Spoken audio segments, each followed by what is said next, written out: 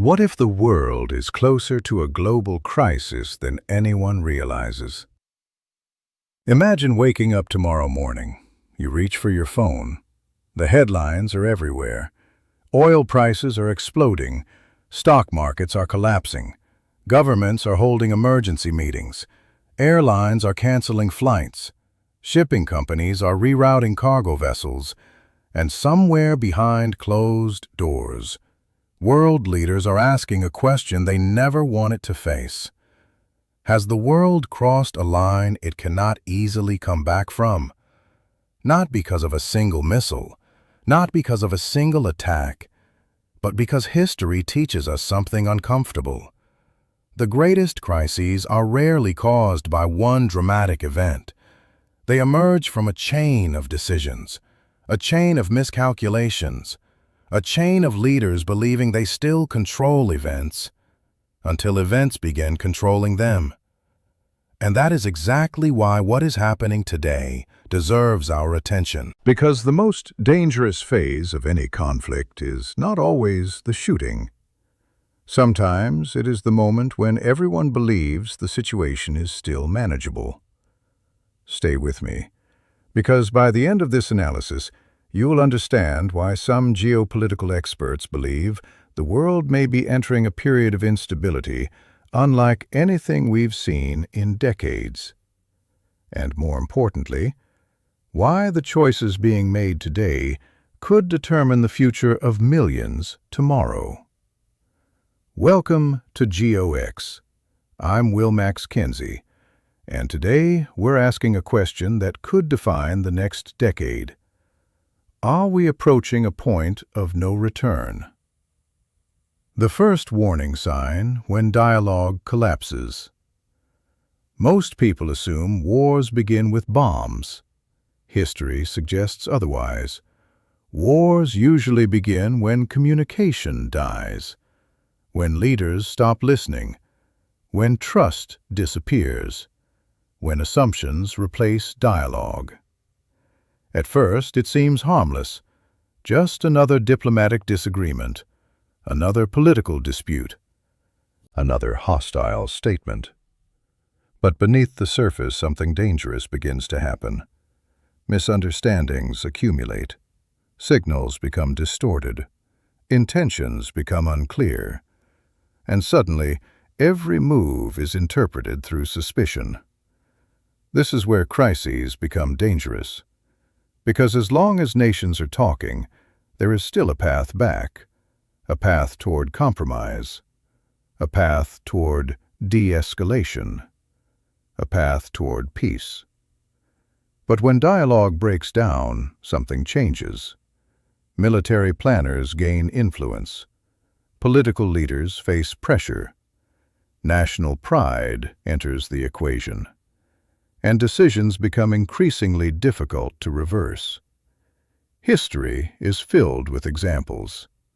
World War I, the Cuban Missile Crisis, regional conflicts that escalated far beyond what anyone originally intended.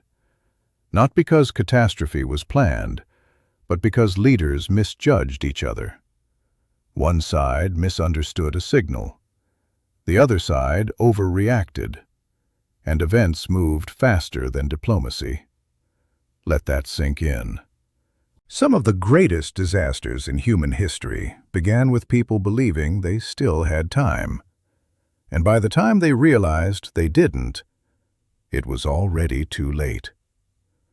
But there is another danger.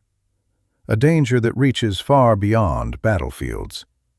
A danger that affects people who may never hear a gunshot. And that brings us to the second warning sign. The second warning sign, when war enters your home. When people think about conflict, they imagine tanks, missiles, fighter jets, explosions. But modern wars rarely stay on the battlefield. Today, conflict travels through economies, through energy markets, through supply chains, through financial systems, and eventually into your daily life. A major geopolitical crisis can disrupt global trade routes overnight. Oil prices can spike within hours. Inflation can return faster than governments can control it. Investors become nervous. Businesses postpone expansion. Consumers reduce spending. Confidence begins to disappear. And confidence is one of the most important currencies in the modern world. Think about it. A conflict thousands of kilometers away can affect your fuel bill, your food prices, your mortgage rates, your job opportunities, your savings. The modern economy is interconnected in ways previous generations could barely imagine, which means instability no longer respects borders. You don't need to live near a war zone to feel the consequences of war. Sometimes the battlefield reaches you through economics long before it reaches you physically. And that is precisely why geopolitical crises matter.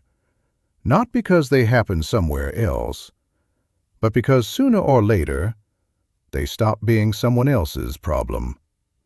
They become everyone's problem. But even this is not the greatest danger, because there is a third threat, a threat more powerful than missiles, more contagious than economic panic, and more capable of transforming a crisis into a catastrophe. Most people never see it coming, and that's exactly what makes it so dangerous. We'll uncover that threat in Part 2, because understanding it may be the key to understanding why some conflicts spiral out of control, while others are stopped at the very last moment. To be continued. Part 2. What if the worst could still be avoided? In Part 1, we explored the collapse of dialogue. We examined how geopolitical crises spread far beyond battlefields. And we saw how a conflict thousands of miles away can eventually reach your wallet, your job, and your future. But now we arrive at the most dangerous phase of all, a phase that has destroyed nations before, a phase that has transformed manageable crises into historical catastrophes. Because there is a force more powerful than missiles, more powerful than sanctions, and sometimes even more powerful than armies. That force is fear. Stay with me, because what we're about to discuss may explain why some conflicts become uncontrollable and why others are stopped at the very last moment. The third warning sign when fear becomes stronger than reason. History teaches a brutal lesson. Most societies do not collapse because they run out of weapons. They collapse because they run out of perspective. Fear changes people. Fear changes governments. Fear changes entire nations. Under normal circumstances, leaders analyze. During periods of fear, leaders react. Under normal circumstances, people seek facts. During periods of fear, people seek certainty, even if that certainty is false. And that is where danger begins, because fear creates a powerful illusion. It convinces us that immediate action is always better than patience, that confrontation is stronger than dialogue, that enemies are easier to create than solutions. And once an entire society begins thinking through fear, reason becomes the first casualty. Think about that for a moment. Throughout history, some of the most destructive decisions were made by leaders who believed they had no other choice. Not because they were irrational, but because fear narrowed their vision. Fear made every alternative seem impossible. And that is exactly why periods of international tension are so dangerous. Not because of what we know, but because of what fear convinces us to believe. The moment history can still change. And yet, history offers another lesson. A lesson that rarely appears in headlines. Some of humanity's greatest disasters were avoided at the very last second. Not through military victories, not through economic pressure, but through communication, a conversation, a negotiation, a phone call, a meeting held behind closed doors. Moments that seemed insignificant at the time, yet changed the course of history. Think about how many wars never happened because someone chose restraint instead of escalation. How many crises ended because someone decided to listen before acting? How many lives were saved because dialogue survived one more day? This is why the future is never predetermined. Even when tensions seem impossible to reverse, even when the rhetoric becomes hostile, even when fear dominates the headlines, there is almost always a moment when another path remains possible. But that path requires something increasingly rare: patience. The solution. Nobody celebrates. Let's talk about a word that rarely trends on social media, a word that rarely dominates television coverage, a word that often sounds boring, until the alternative becomes catastrophe. Diplomacy. Not missiles, not threats, not ultimatums. Diplomacy. Because diplomacy is often misunderstood. People think diplomacy means weakness, compromise, concession. It doesn't. Diplomacy is the ability to continue talking when talking becomes difficult. It is the discipline to keep one bridge standing while others demand its destruction. It is the recognition that once every channel of communication disappears, the margin for error disappears with it. The world remembers wars. The world remembers battles. The world remembers invasions. But history rarely celebrates the conflicts that never happened. And yet those may be the greatest victories of all.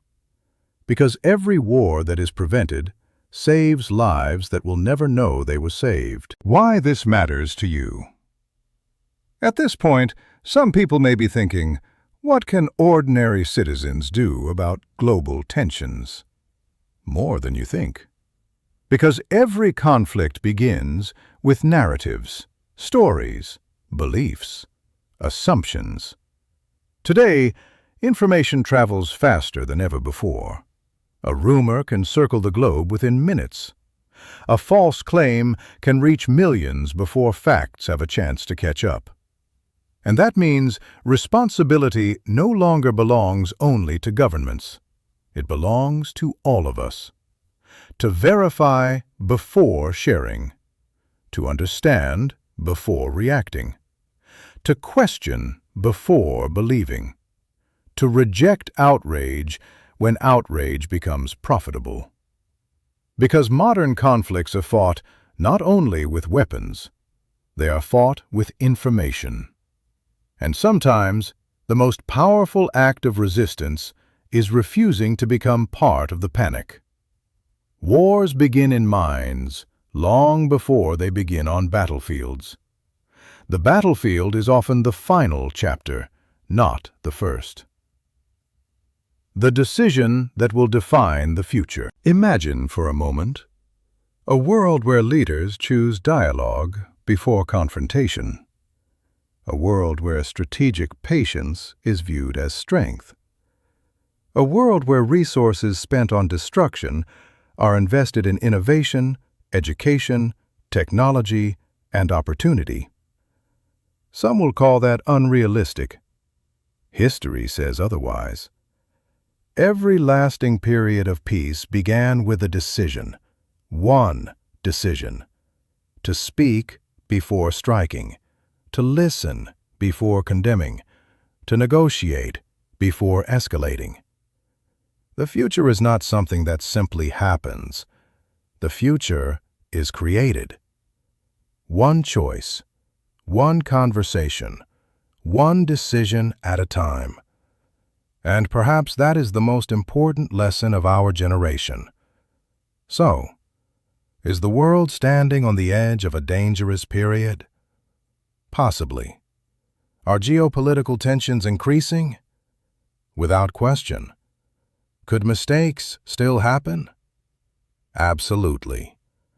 But here is what matters most. The future has not been written. Not yet. History is not a machine. It is the result of human choices. And what human beings create. Human beings can also prevent. That is why the most important question is not who will win the next conflict. The most important question is who will have the wisdom to prevent it. Because the greatest heroes in history are not always those who win wars.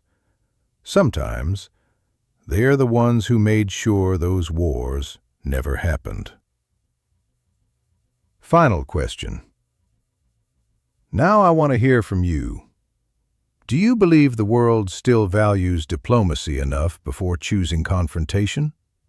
Or are we entering an era where fear is becoming stronger than reason? Share your analysis in the comments. The most insightful perspectives may be featured in a future GEO-X investigation. If you found value in this analysis, subscribe to GEO-X, activate notifications, and share this video with someone who wants to understand the forces shaping our world. Because the future rarely belongs to those who react. It belongs to those who understand what is happening before everyone else does. And right now, the next chapter of history is already being written.